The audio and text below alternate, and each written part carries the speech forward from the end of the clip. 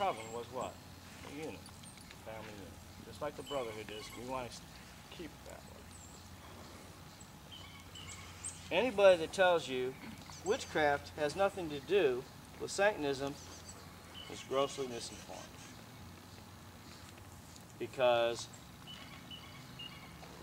Wicca and modern witchcraft of today, just like modern Satanism, really doesn't know their history, nor their tradition.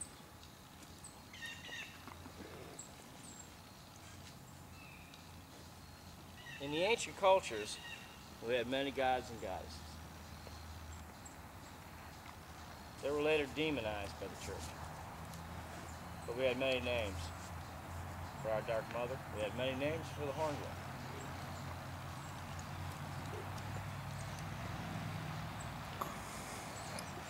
Satanism in its true roots is nothing less than dark paganism, because there is where our roots come from.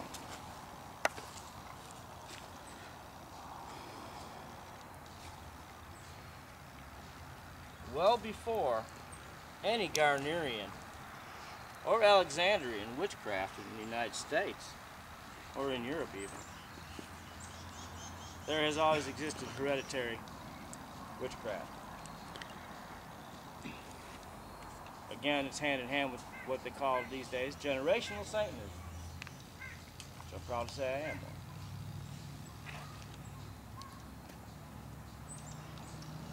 Because we were so secretive, you didn't hear a lot about real witchcraft. But we've been there behind the scenes, in the shadows, all this time. When Ray Bruckman brought Garnerian witchcraft over here, I was already very, very active in the Brotherhood. My grandmother knew Anton LaVey. I had met him when I was a freshman in high school. But I was taught ancient witchcraft from a child up. Ancient witchcraft did not disavow Satan. It did not go out there and say, Satan doesn't exist. You're just a reverse Christian. You're not a real witch.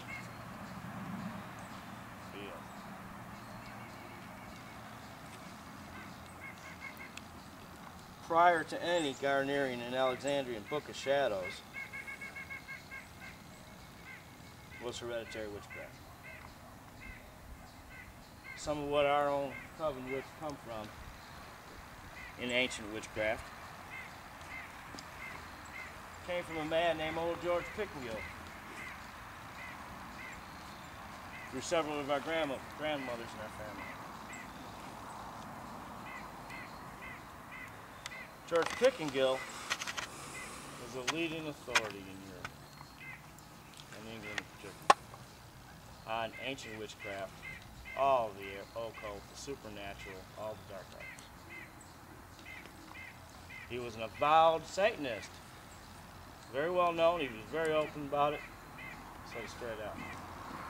He advocated the overthrow of Christianity way back then.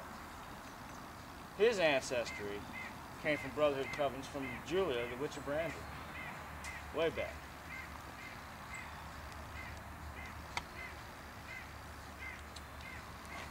George Pickengill had 9. He was Grand Master of 9 covens. Kind of sounds like what the brothers are doing today, isn't it? Again, based on ancient witchcraft. Following principles that were handed down in tradition to us as witches. Grand Master of 9 covens that were, oddly enough, called the Shield. The old Shield. Every one of these covens had hereditary roots. No, not all of the members were hereditary, because they did the same thing that we're doing today. Followed tradition, brought in the right people, had a process of weeding out people, had a gradual dispensation of knowledge. You don't give people generational and hereditary witchcraft knowledge in a nutshell. You want them to become on their own, so you do it in general, little gradual dosages. So they can progress in their own pace. There should never be a forcing of witchcraft of anything. Nobody should ever force knowledge down your throat. Tell you, hey, you've got to do your initiation. Hey, you've got to do your covenant. We don't do that. Brotherhood says, we don't. Anybody comes into Brotherhood, they can remain a disciple, member at large, because we don't believe in that. It all has to be your own free will. Otherwise, it's not a real saint. If we were to tell anybody here, hey, you got to think this way, you got to do this, we would be a real saint. And my friends, I'm a real saint. George Pickengill, Grand Master of 9 covens. All had these covens, the high priestesses had books of shadow. Written down lore that Pickengill did teach everybody. The clergy in these covens also added their own innovations, like you always hear me tell you. Once you're an HP, HPS, there's no problem with innovating on rituals, because you have the knowledge, you have the background how to conduct a ritual, and you need to bring your own magic out. Brother would never tell you don't bring your own magic out, because hell, we're all individuals. But what I'm getting at here is this. Gerald Gardner, who they want to call the father of modern Wicca, collaborated with Aleister Crowley. Crowley was also a member of one of Pickengill's covens, and so was Gardner. But they delineated from it.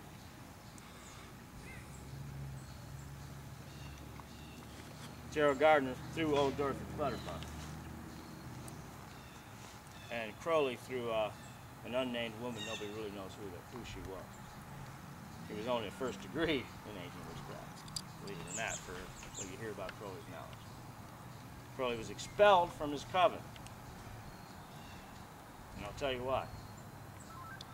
In Europe, there were a number of male magisters, and they were hereditary, who allowed themselves to be influenced by Christianity. They wanted to degrade the high priestess. They wanted to make the high priestess subservient to man and to their leadership as a male magister. Utter bullshit. It's not the real crap. Every woman is a dark representative of Lilith. All should be respected. Behind the brotherhood is the sisterhood. The sisterhood is the most powerful. I will always advocate that, because I'm a strong believer the same way Pickengill did. So don't ever tell your master counselor anything wrong about a woman, anything degrading about a woman, because I'm not likely to like it. We're all equal. But because she is the representative of the mother, she has a more important status than the brother. Can't forget that. Keep that respect. That's real magic. Okay. Crowley and Gardner decided to get together. Gerald Gardner entertained ideas of fragmenting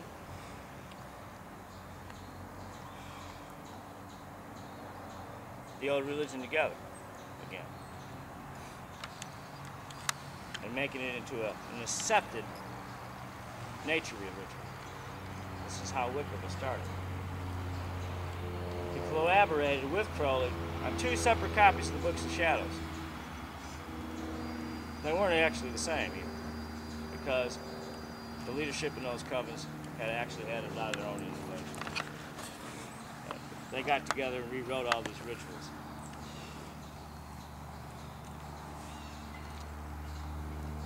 What they did is they tried to further the work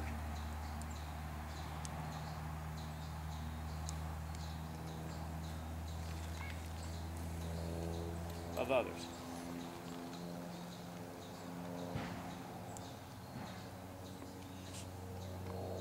Margaret Murray's work in particular. Noted anthropologist, folklorist,